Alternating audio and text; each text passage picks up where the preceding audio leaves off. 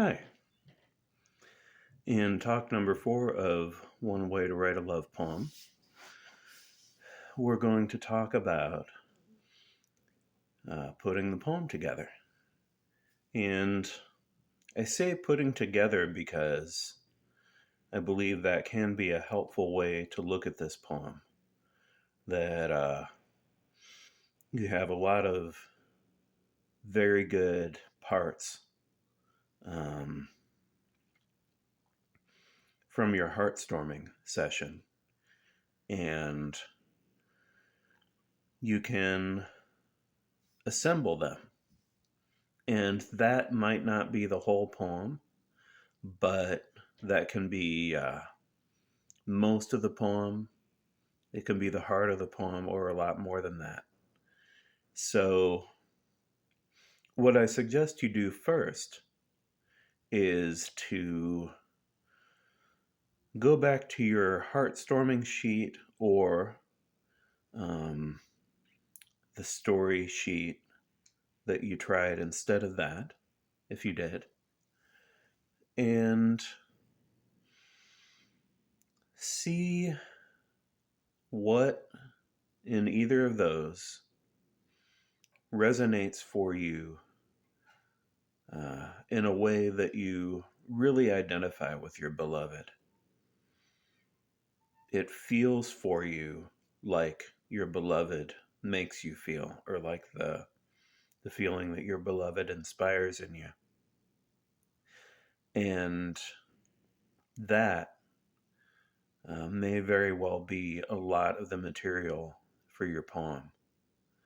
Um, by now, you might have developed some ideas about what the poem might look like, uh, how long it might be, the shape of it on the page, things like that. And those might be very well the things that are supposed to happen for your poem.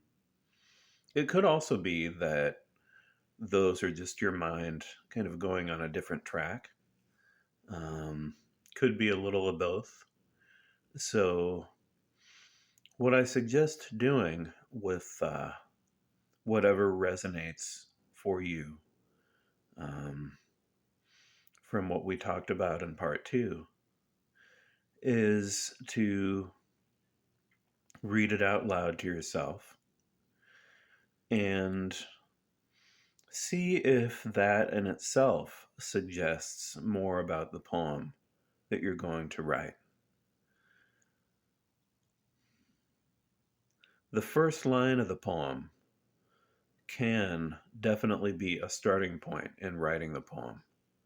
And from reflecting on what resonates for you from our part 2, you might start to get a sense of a first line coming to you. Um, you might get one that isn't directly connected to what you wrote down before, but reflects your feelings for the beloved.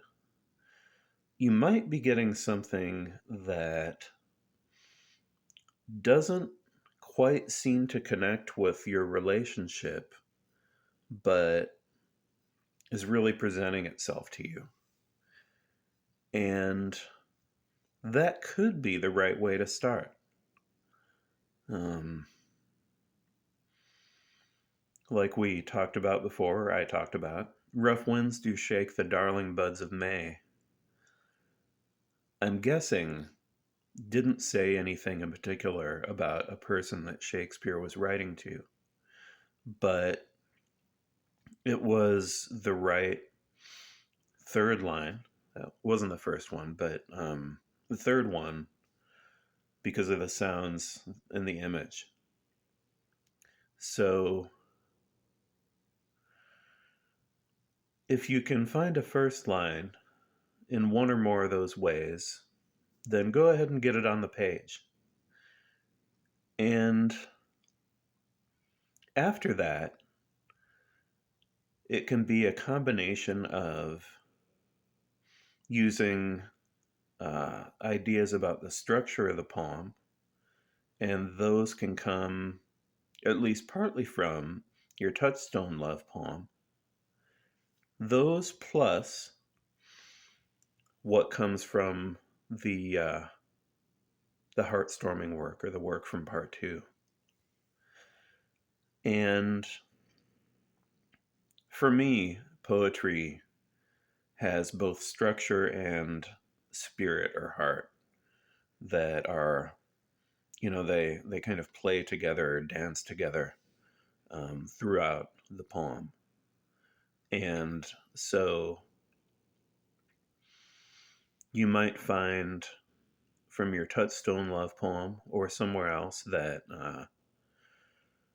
a stanza, just like a section of lines in the poem, um, seems to want to be a certain number of lines. Like a sonnet, like Shakespeare's Sonnet 18, is one stanza of 14 lines because there's no spaces between groups of lines. It's just the whole poem's a block. So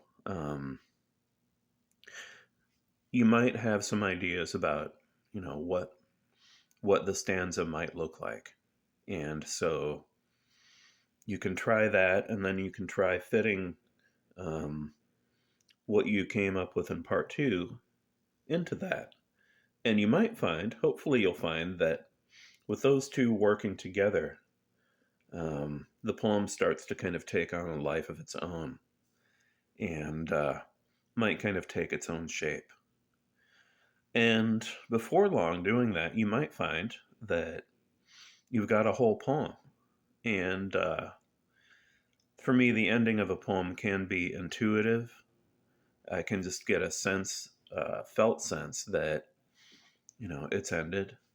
Or it can be more, have I said everything that I was hoping to say? And for a love poem, I believe that's especially important because you're hoping to express love in an impactful way, in a way that moves your beloved.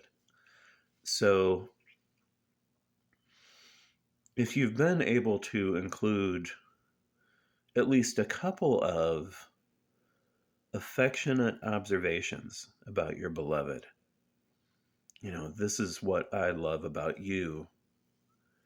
Um, Saying that with specific things that are unique to the two of you, that are very positive, um, that don't have sarcasm, that maybe have some vulnerability, then I believe you might have most of a poem.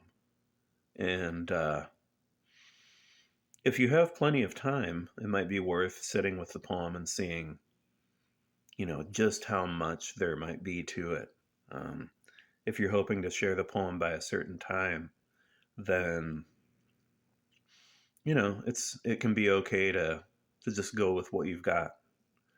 Um, the other thing I suggest before actually sharing the poem is to show it to someone you trust and just kind of see if they find it to be okay. They don't have to love it. It's your poem, but is there anything hidden in here that might come out sideways or weird or anything like that? Or does it seem to you like a through and through expression of love? And it might help if they know, whoever you're writing to. Um, but hopefully you've written a poem that can be picked out as a love poem from pretty far away. If that's what works for you. And the kind of love poem that I'm talking about in these talks is something that's really open and vulnerable. Might even risk having cliches in it. So if there's somebody you can put the poem in front of who will say, some version of, or suggest that you work on it in some way, that can be a good kind of last step. Thanks.